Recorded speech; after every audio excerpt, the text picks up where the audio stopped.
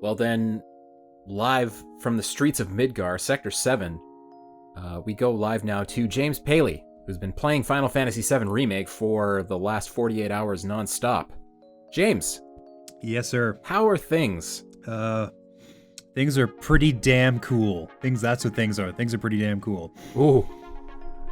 I'm very glad to hear that. I mean, when we connected to this Discord tonight, I had no idea what to expect, and pretty damn cool is kind of what I was hoping to hear. Yeah, if I was to give a summation of my thoughts in the game so far, it's kind of like when you think about Final Fantasy VII, you have these fond, beautiful, magical memories of this amazing world full of colorful characters going on incredible adventures, and getting up to all sorts of nonsense, and it's full of wacky minigames, and it was so beautiful. Well, Square has basically made the game you remember as opposed to the actual one from 1997. Oh, all right. Yeah. Which arguably is what people actually want instead of massively up-res the old thing, which almost certainly wouldn't go over so well. No, it absolutely would not. Yeah, go ahead. I was just gonna say, everybody is so hot. Everybody is uncomfortably hot. You know who really threw me for a loop, but I just was not prepared for in any way? Okay, go ahead. Biggs. Biggs? I was not prepared for Biggs. He's like a young, pre-cocaine Charlie Sheen. Like, he looks and sounds like a 24-year-old Charlie Sheen. He is uncomfortably hot. And, yeah. Okay. And yeah. Like, does the game have other things going for it besides the hotness of the characters? Yeah, it absolutely does. They have so far basically taken any little tidbit of information or detail about plot where they had like one little throwaway line about it, is now a huge, beautiful, perfect, well, it's a lot bigger and more expanded, and it just looks and feels super hot, and I feel really good about it. Awesome. I'm assuming the viewers would want us to kind of dive into a bunch of stuff. Yeah. What do you think is the biggest standout or the biggest surprise that's a positive so far? I think so far the thing that's really stood out for me has been the way the world has been expanded, I guess. That's my first of all thing, because like just going into Sector 7, for example, and looking at the little town where everybody lives, it's a huge shanty maze, and there's just people everywhere, like living and working and doing their thing, and like talking about the news of the day and what's been going down and how that's been affecting them. So, fun little detail that I don't think we really thought about too much back in 1997. We're not cut and dry the good guys. Yeah. I mean, technically we're terrorists. Yeah, terrorists. and the people definitely hold this opinion in their hearts. They're not huge fans of our work, because, you know, bodies being dragged out of rubble and stuff, children losing their parents, that sort of thing. They're not fans. Although, even that image of Avalanche is kind of complicated by the events as they transpire.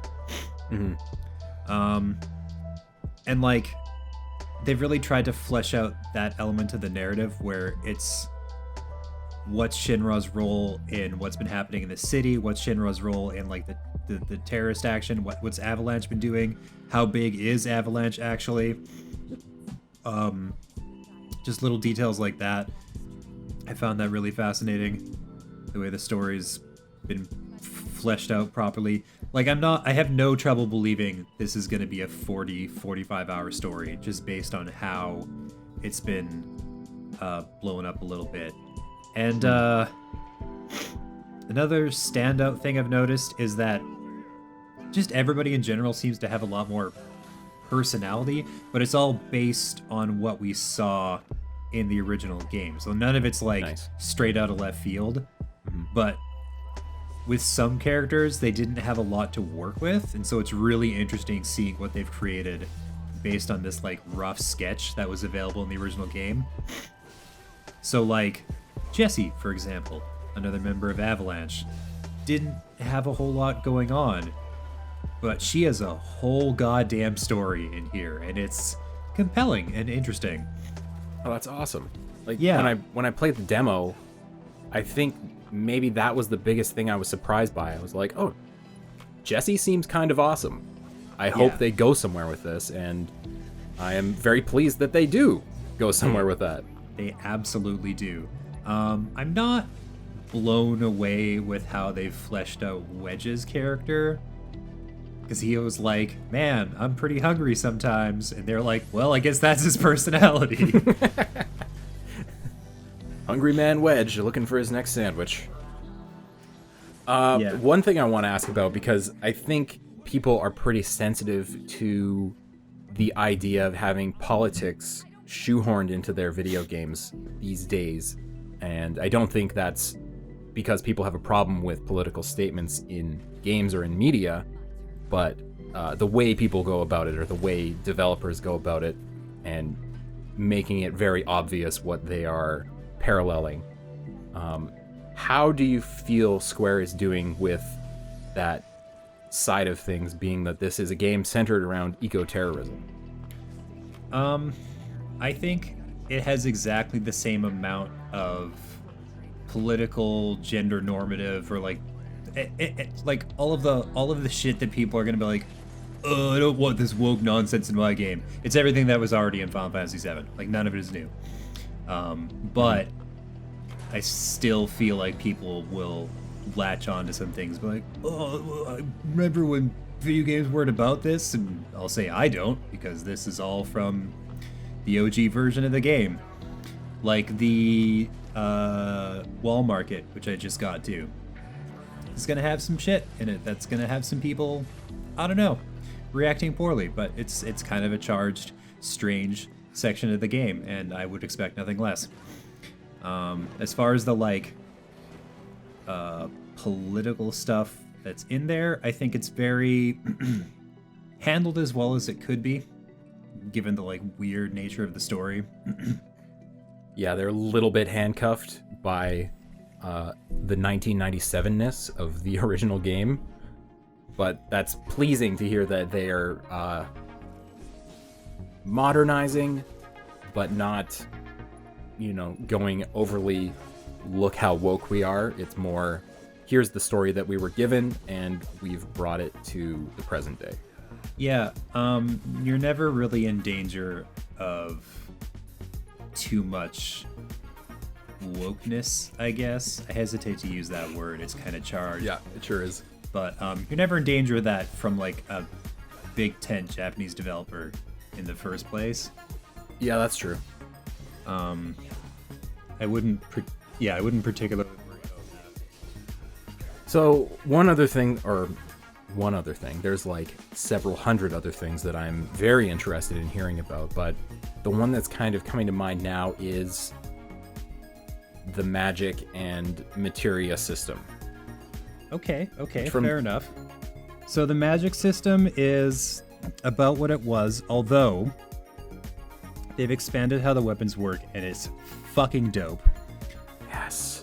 Because the weapons, you get skill points for the weapon that you use or whatever, whichever character, whenever you level up, and they're split with every weapon you pick up. So when you get a new sword, it's not necessarily going to automatically be better than the old one, because you have to punch in the skill points to like see what kind of version of the weapon you're going to get, and B, some of them have different bonuses and they'll have different things they're good at. And it just adds an extra little layer. It's not too much, which I've definitely seen some games do, but it is a nice extra thing to like extend the life of a weapon, because the look changes when Cloud straps on the Buster Sword. It's very, very visible and very prominent, and then when he switches to a new weapon, it's kind of, it's right there. So I would categorize that as one of my complaints with the older Final Fantasy games in general, is that you get to a new town, you buy your new sword, and you equip it immediately because it's got more attack power. And having a bit more strategy baked into that is good. Really good. I held on to the Buster Sword for a lot longer than I thought I would. And you can reallocate the skill points if you want to like wipe the board and start fresh. Although I don't know how much that costs because I haven't done it yet. But that's definitely a thing you can do. And again, it just helps extend the life of weapons and keep you shuffling between things in a semi-regular basis. Also, this is very important. Previously, when I spoke about the Final Fantasy VII Remake, my impressions based on the demo I played were that the battles were going to feel tedious or protracted or long. That is not a problem I had so far.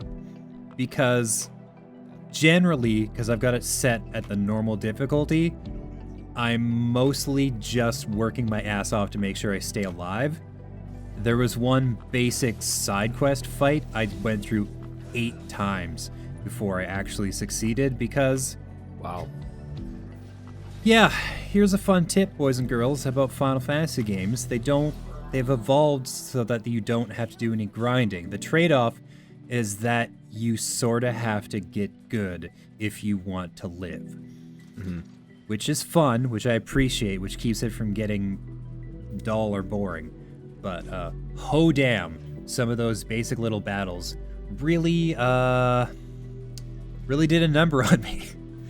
So, why is that? Is it a tactics thing where you have to employ specific tactics on certain enemies versus, brute forcing it in older games where you could just get to level 40 and, crush most of the game? Yeah, it's very tactical right now. Also, your AI companions, your other party members, they're good at some things. They don't do others. So, like, if you put healing spells on Aerith, for example, and then you go control Cloud, and you're like, all right, now just make sure to heal. She's not going to fucking do that. She's going to attack. And then she's going to attack some more.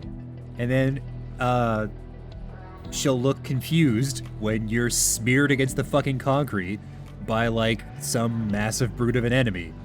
No, what you want to do is put some, like, automatic materia. There's some that you can use to make sure that these idiots are kept alive, and then control the person that, like for really tough battles, I take care of somebody who's going to hang at the back and then do heals and do so on and so forth. Switching back and forth between party members is very, very fast and very fluid, and you can do it with, like, almost like bullet time fast, where it's like, okay, you're about to smoke you in the face, switch over to this person, get a heal thing going, or, like, make sure that person's casting something while you're still controlling this person.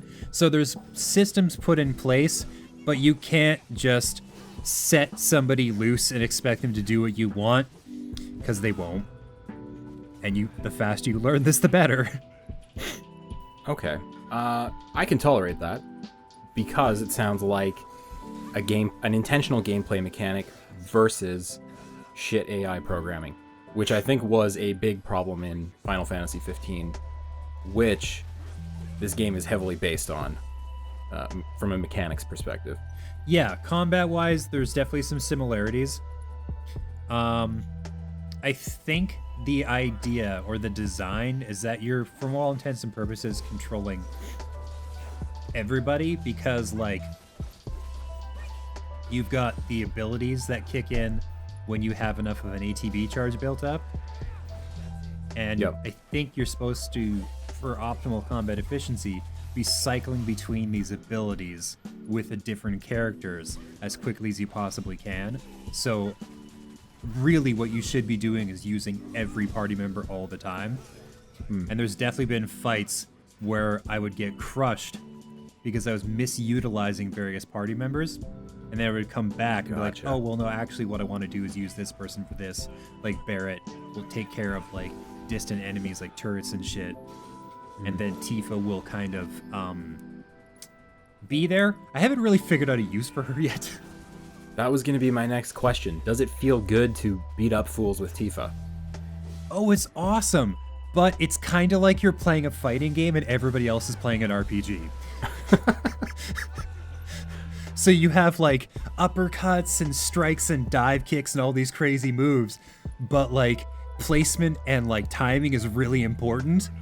So like because otherwise you can just like miss and whiff, or like they can hop out of the way or whatever. Like, so there's a bit of a learning curve with Tifa, but she has a lot of potential. She has a lot of chops, but I'm kind of a chode, so I've been like using Cloud and other easier characters. Tifa, I've always had trouble with though. Even in the original Final Fantasy VII, I was like, I don't really get the run of this person.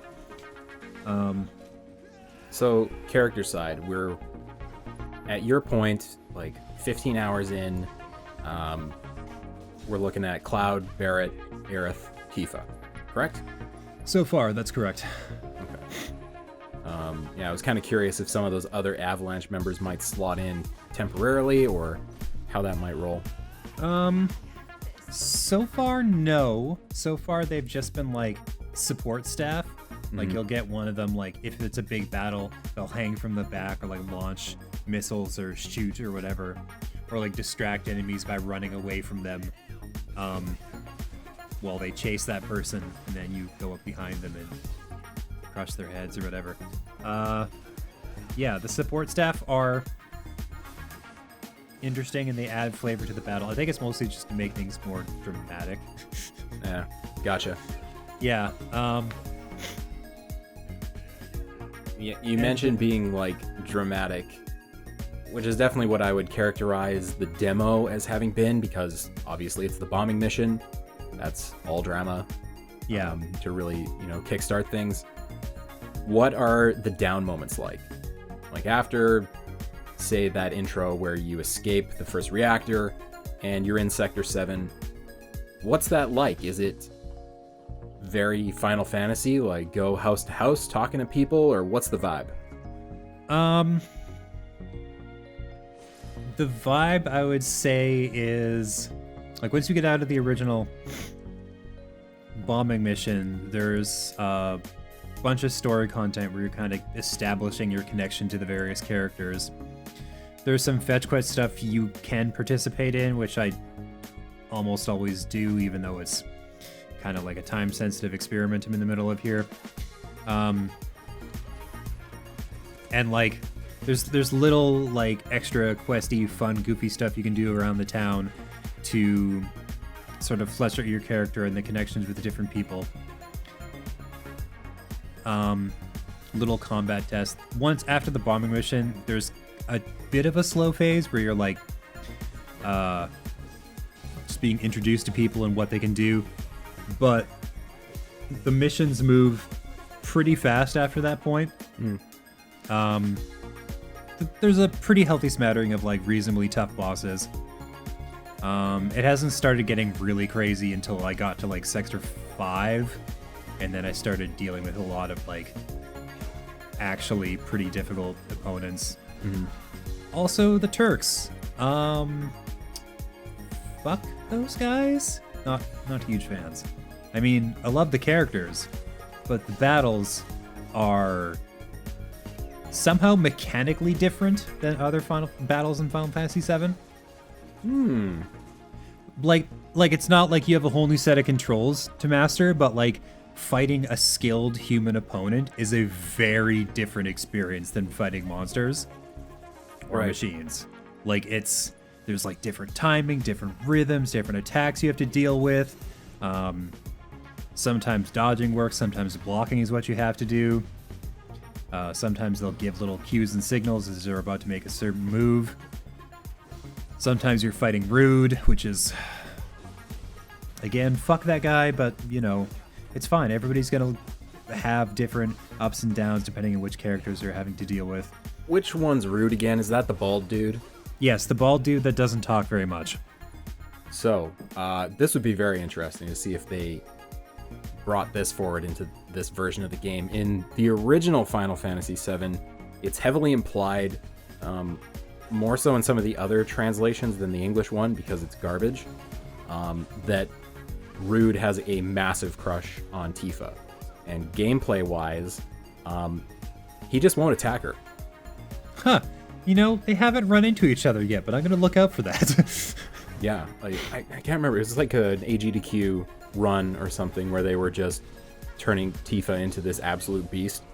And yeah, they brought that up several times, that Rude just will not do certain attacks or directly affect Tifa. Huh. Yeah. Keep your eyes peeled for that. That's a little fun fact for you viewers. Yeah. One thing I'm really excited for is when this game does come out this week, that I'm really excited to see how people react to these new versions of these different characters, because I'm finding, like I said before, a lot of extra personality there, and I'm finding it's like, oh, I feel like I didn't even really know you before. Like, Aerith is so fucking charming, and just almost has whispers of that Manic Pixie Dream Girl vibe, but without the obnoxious elements that suggests.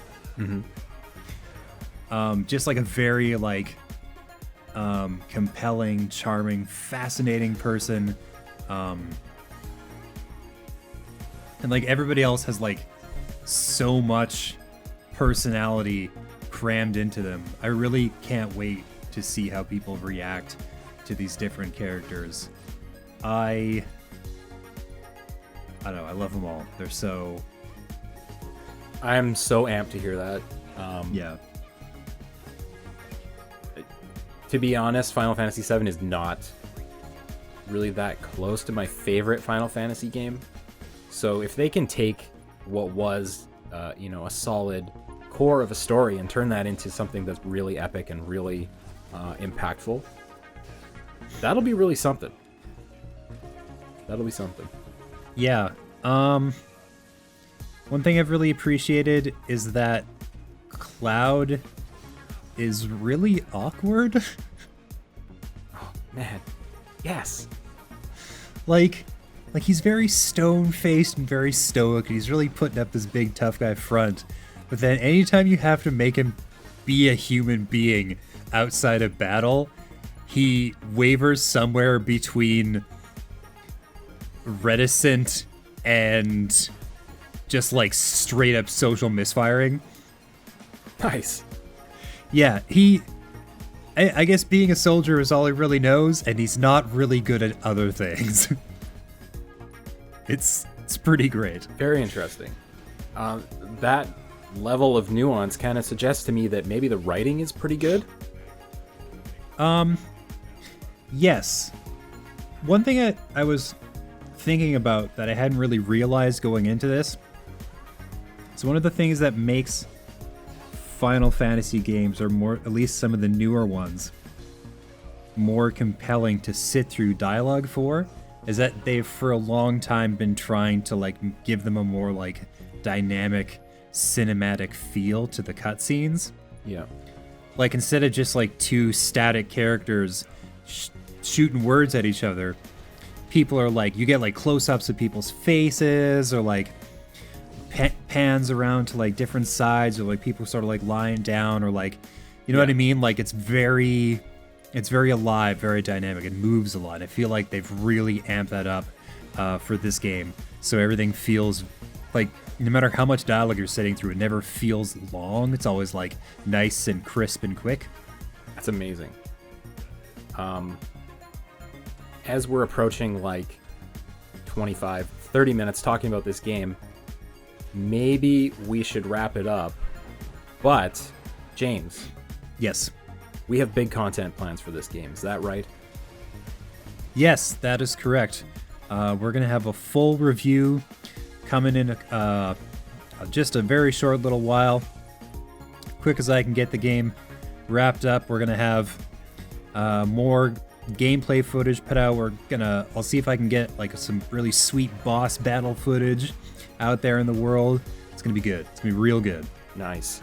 And Final Fantasy VII Remake, just Remake, not Part 1, even though it is Part 1, but it's a full game. Don't worry, friends. You heard it here first from Mr. James Paley. Comes out on Friday, April 10th. Yeah, get hyped, boys and girls. Get hyped. It's real. It's a good game, and we should all just be happy with that. James, I'm pretty stoked. I'm not gonna lie right now.